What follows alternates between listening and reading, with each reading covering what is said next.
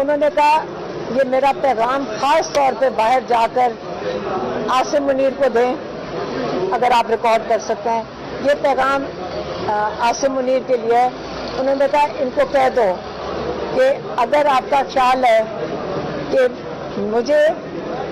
اور بشرا be be کو آپ نے سولیٹری میں ڈالا ہے، اگر آپ ہمیں اتنے عرصے کے لیے آپ نے یہ جو ٹارچر کیا ہوا تھا وہ بھی ہم برداشت کر لیں گے، آپ بشرا بی بی کو سولیٹری اس لیے کر رہے ہو تاکہ وہ ٹوٹ جائیں، تاکہ میرے پہ پریشر پڑے،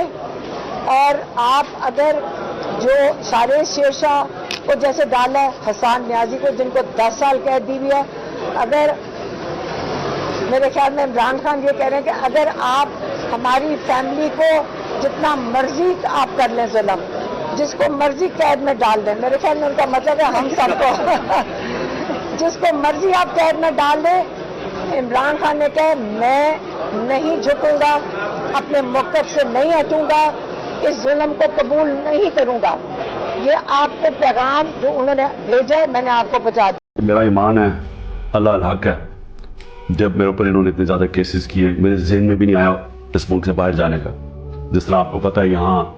جیسے ہی اقتدار سے اترتے ہیں تو سیدھی جاتے ہیں جدھر ان کے پیسے پڑے ہوتے ہیں، جدھر ان کے بڑے بڑے محلات ہوتے ہیں، جدھر چوری کا پیسہ وہاں بھیجتے ہیں، یہ سارے باہر بھاگ جاتے ہیں۔ نواز شریف، زرداری، یہ سب، اور ان کے نیچے وزیر بھی باہر بھاگ جاتے ہیں جن کو ڈر ہو کہ انہوں نے پیسہ چوری کیا۔ لیکن میں نے تب سے کہا تھا کہ میں یہیں رہ کے سارے کیس لڑوں گا، اور کیونکہ میرا اللہ میں پورا ایمان ہے، عزت بھی وہ دینے والا ہے، ذلت بھی ادھر سے ہی آتی ہے، اور وہ آتی ہے انسان کے امان کی وجہ سے۔